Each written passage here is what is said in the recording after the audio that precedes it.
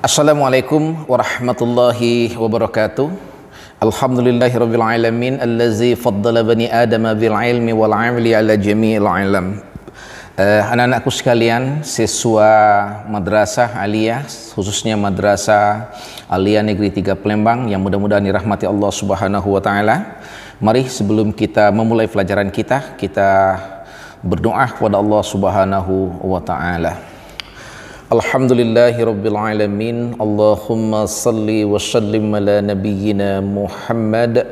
Allahumma ighfir warham walidina. Allahumma barik asatizatina. Allahumma zidna ilma warzuqna fahma ya Allah ya arhamar rahimin. Setelah kita berdoa kepada Allah Subhanahu wa taala, selanjutnya pada video kali ini Bapak sebagai guru Al-Quran Hadis akan menyampaikan materi bab yang pertama pada semester pertama kelas 10 Al-Quran Hadis di Madrasah Aliyah.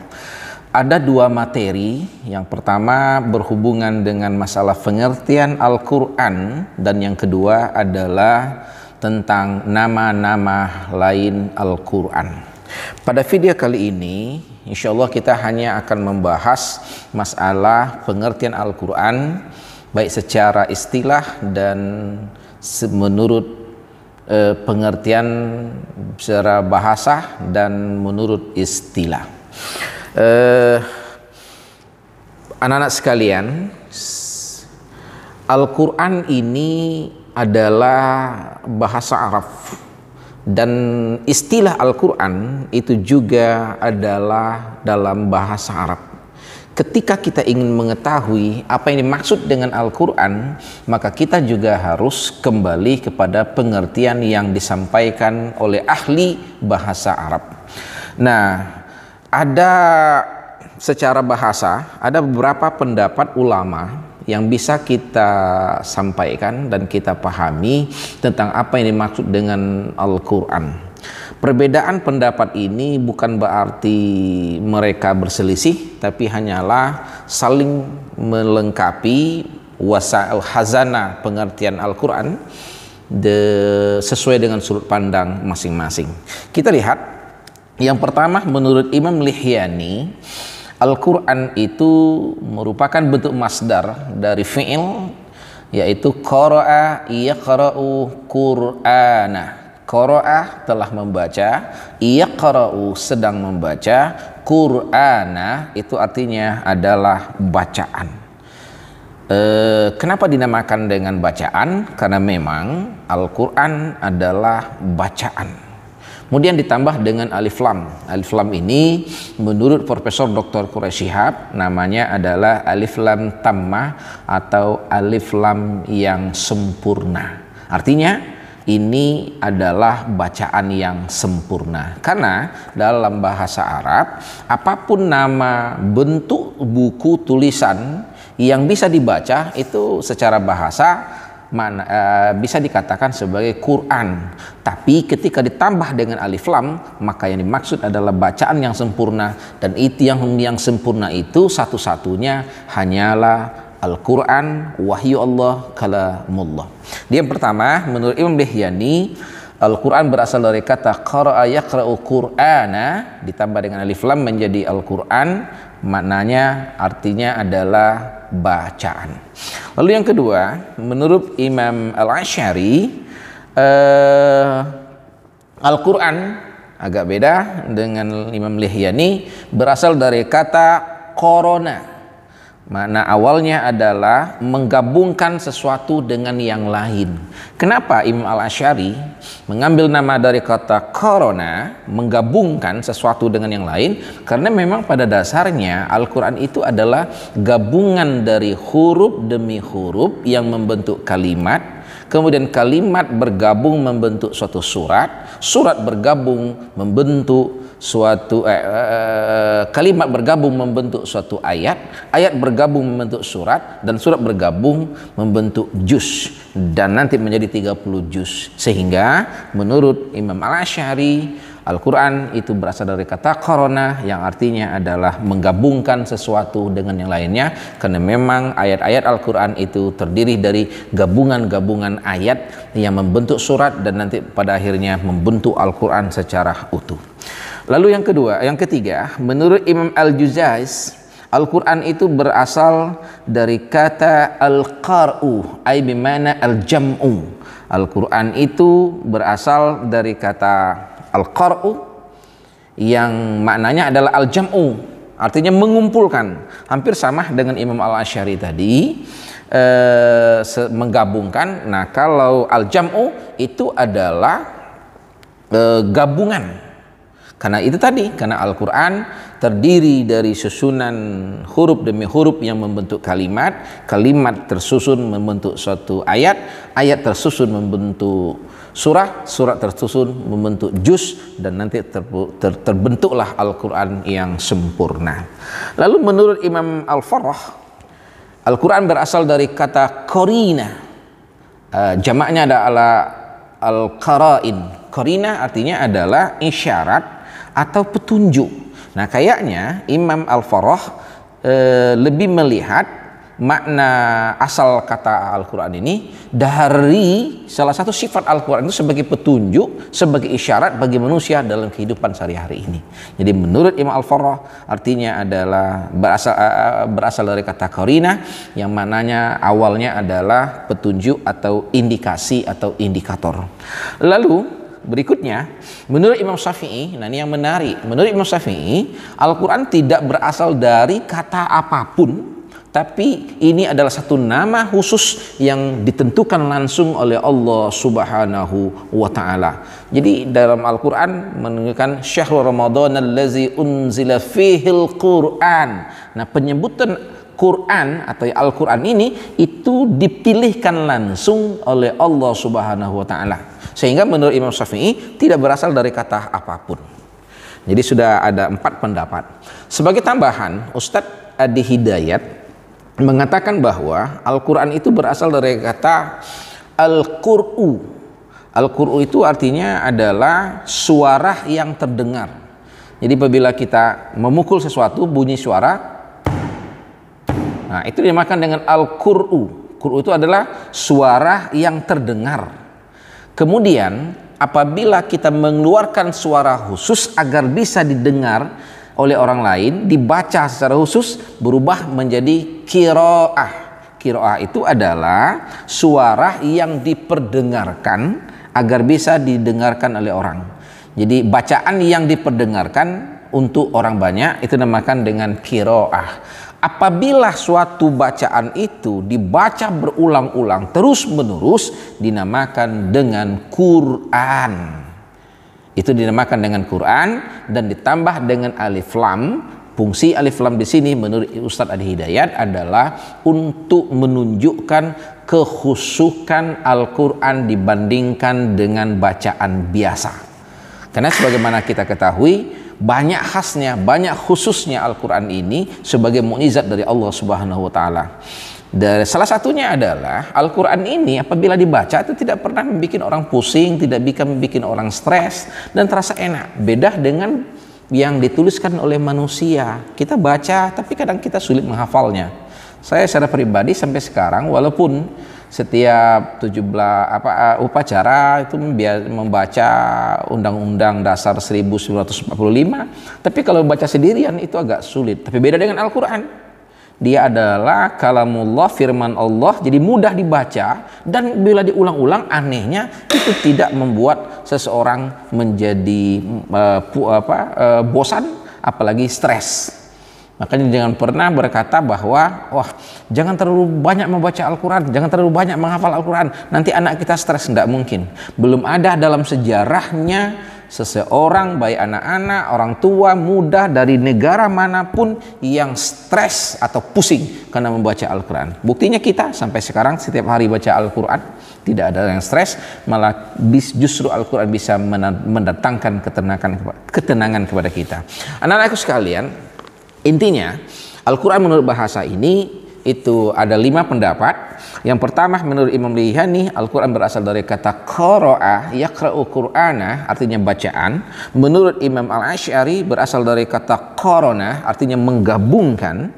Yang kemudian menurut Imam Al-Juzais artinya adalah al-jam'u, berasal dari kata al-jam'u, artinya adalah kumpulan.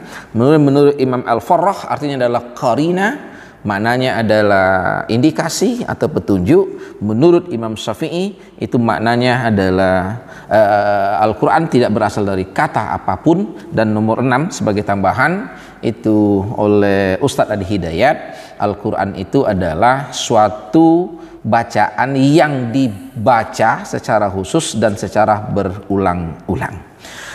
Ini pengertian Al-Quran menurut bahasa.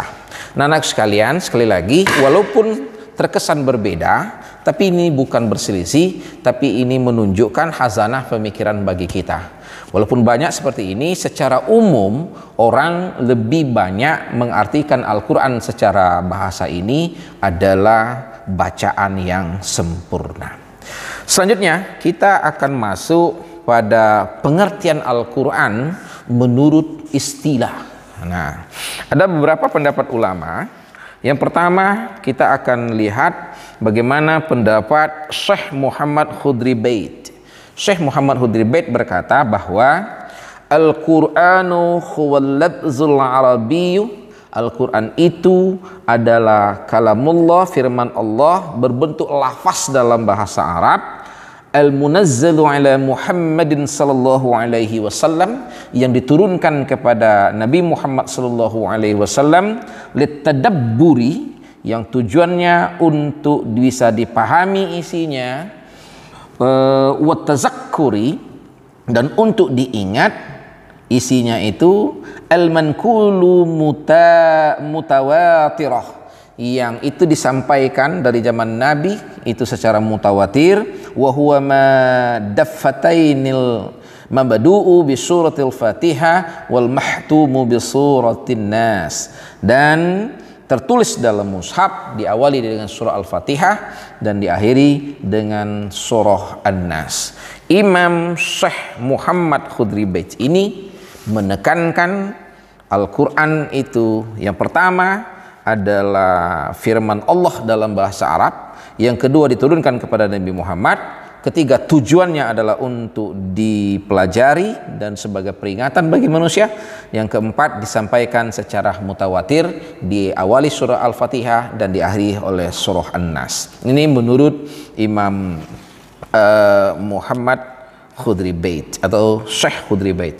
Lalu yang kedua, menurut Syekh Subqi Saleh, dia mengatakan bahwa Al-Qur'anu huwal kitab, Al-Quran itu adalah kitab, al-mu'jiz, yang merupakan mukjizat bagi Nabi Muhammad, al-munazzalu 'ala Nabi sallallahu alaihi wasallam, yang diturunkan kepada Nabi Muhammad sallallahu alaihi wasallam, al-maktubu fil masahif, yang tertulis dalam bentuk mushaf, al-manqulu alaihi bitawatur, yang disampaikan kepada Nabi Muhammad sampai sekarang itu dalam secara mutawatir, al-muta'abbadu bitilawatihi, dan membacanya merupakan ibadah.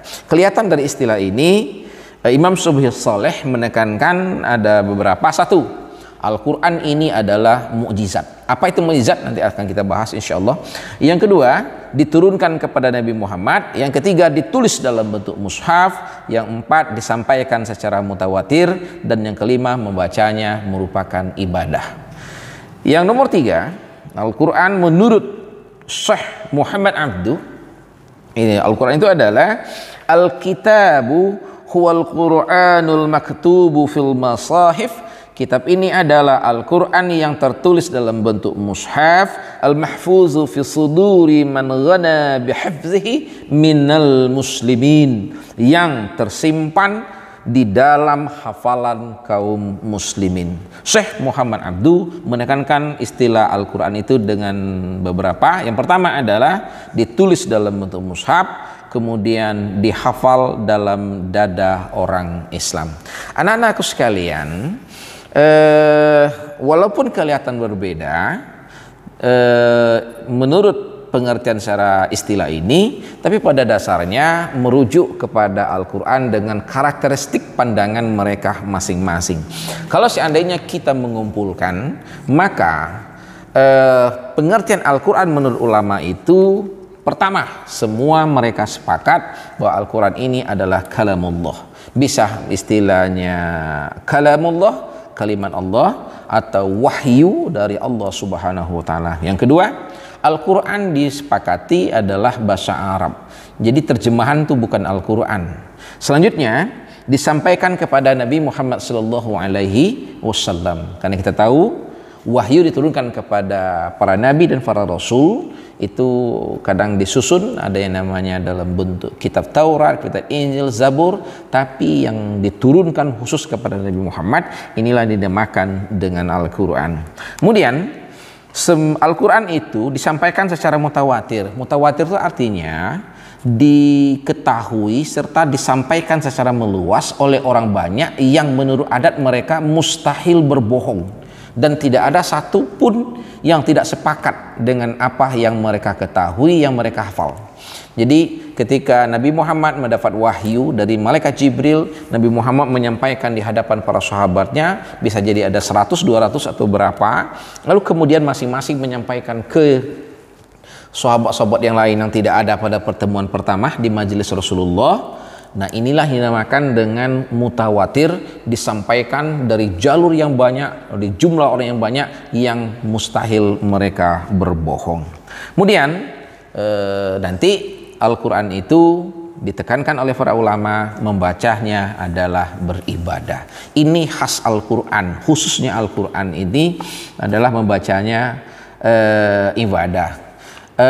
Bagaimana dengan bacaan yang lain, hadis misalnya, atau buku-buku yang biasa? Kalau kita membaca buku pelajaran kimia, fisika, matematik, atau pelajaran yang lainnya, atau kita membaca hadis, maka kita hanya dapat satu sisi pahalanya. Apa itu? Pahala belajarnya.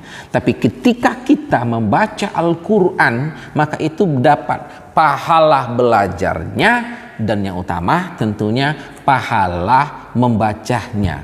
Pahala membacanya itu tidak dihitung bahkan oleh Allah itu melalui jumlah huruf yang dibaca, bukan per kata, bukan per ayat, tapi jumlah hurufnya yang disampaikan oleh Nabi Muhammad SAW.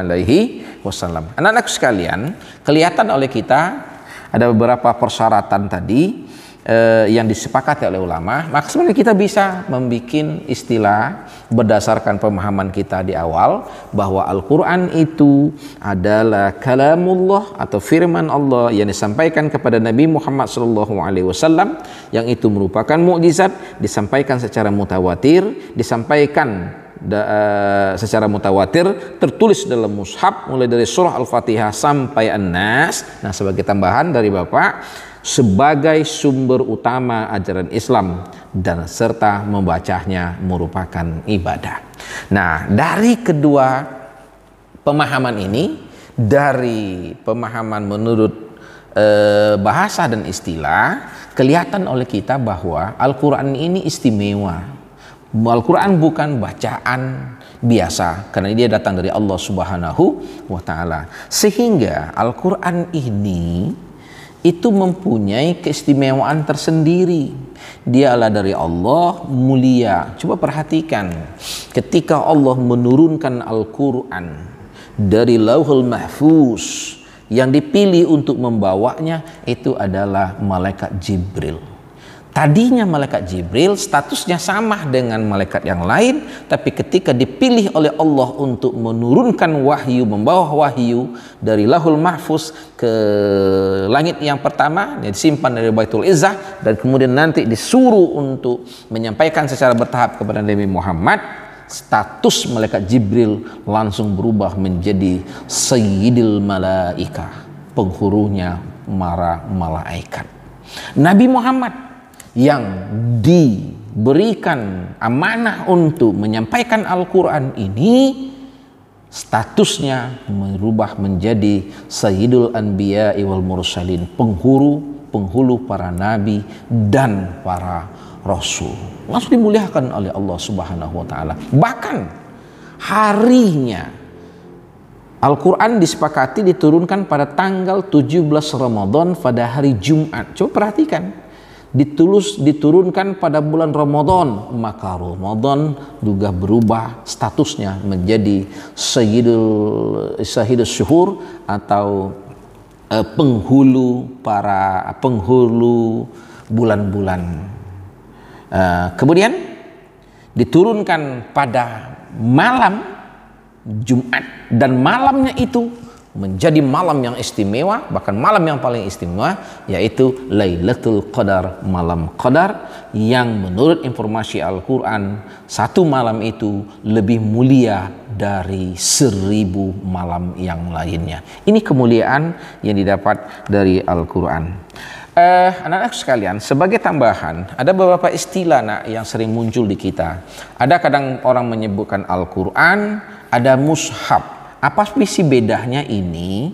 Nah, Al-Quran itu adalah bacaan yang kita keluarkan dari mulut, yang diperdengarkan. Ketika saya bilang misalnya Bismillahirrahmanirrahim amma yatasha'alun. Nah, bacaan yang diperdengarkan inilah yang dinamakan dengan Al-Quran.